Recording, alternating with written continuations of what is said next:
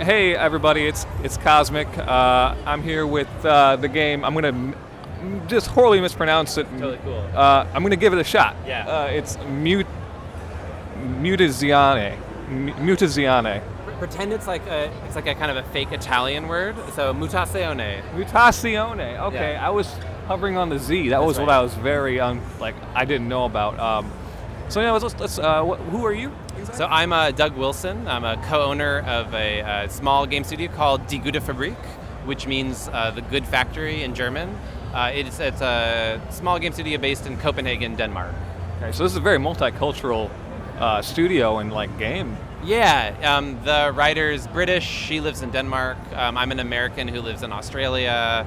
Nils is a German who lives in Denmark. So yeah, it's a mix of people. I love that. I think that how much does this mix and match of cultures go into the game design for this? Yeah, I hope people who play it can see it.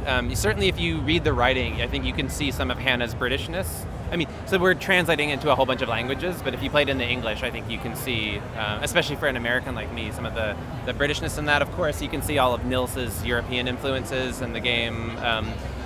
Certainly some of the environment. So it's set in this kind of post-apocalyptic, friendly mutant village. Certainly parts of the architecture are inspired by buildings in Denmark and in Copenhagen. So yeah, I hope those influences show in the final product. So you were showing me this game relies heavily on music. It's very inspired. You guys said you all love music, and there's over 100 instruments, 150? Yes, so there's two portions of it, right? So it's this narrative adventure game, and so it has a regular soundtrack with tons and tons of music. But then it also has this mechanic on top of that, which is every day you grow this magical musical garden. So you collect plants from characters in the wilderness, and then you come back, and each plant is a different instrument. So you might have a flower that's a harp, and a tree that's a guitar, and a plant that's an oboe, and whatever. You plant them, and you grow them with these kind of magical songs. And so that's to advance the story, because sometimes you're trying to grow a specific plant for a specific character, but it's also just for your own enjoyment, that you can kind of mix and match with instruments that you like and just listen to your ambient music composition that you made. So. Personally, I've always, as a young kid, I didn't really give music a chance. I didn't really get into it as much as I have now, and I've really grown to appreciate, pardon, music, especially in the video game genre, especially with Supergiant Games' music. Yeah, sure. Music-based games like just Shapes and Beats, all the different kinds.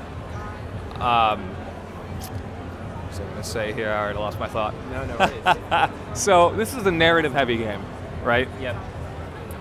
Is there any inspirations for this game in particular? Yeah, certainly some narrative video games. Kentucky Route Zero would be a really big one for us, an inspiration. Some older games like Another World from the 90s, but also television. So we've been calling it a mutant soap opera, so certainly ensemble-based television shows.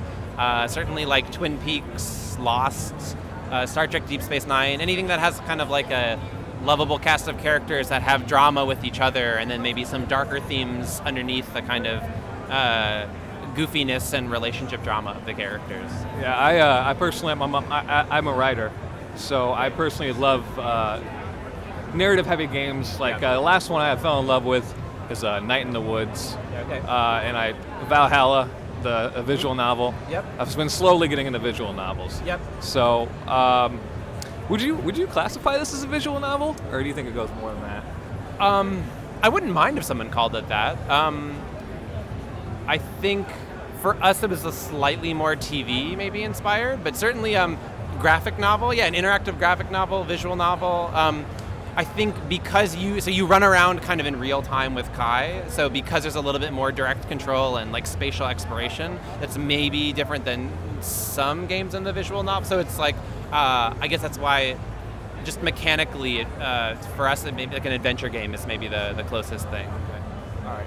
So we touched on the garden and how all these instruments are there, and you can do pretty much whatever you want if you're not advancing the story. So does it get chaotic?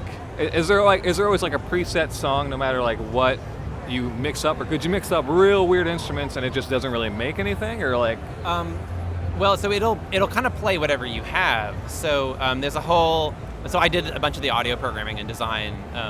Each plant species has like a whole folder of sounds from a specific instrument or texture, and it'll just kind of play in its turn its own melody files.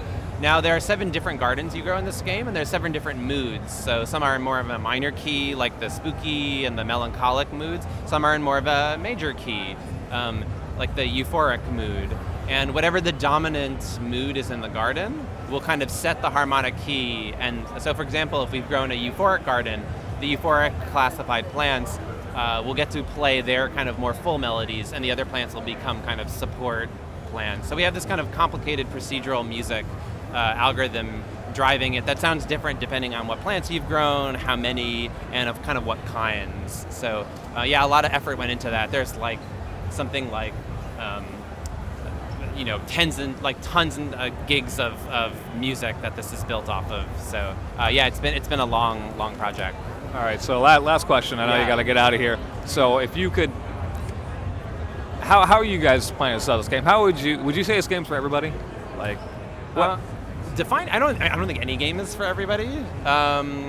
Hopefully it's for a wide variety of people. I think certainly people who like music and the kind of like visuals in games and animation and lush backgrounds. People who like stories and certainly like mature stories. Of course, there's like humor and lighthearted moments as well, but there's also some kind of darker, more serious themes in the game as well. I'd say it's like an adventure game except without some of the puzzles and the gaminess. So people who are more into like an interactive narrative experience, maybe they get annoyed at some of the, mix these 2 items in your inventory to solve this arbitrary puzzle. So instead we've gotten rid of that. So okay, well let's make an adventure game without the kind of challenges and the arbitrary puzzles and focus on the narrative. So if that sounds interesting to you, then maybe this is the game for you.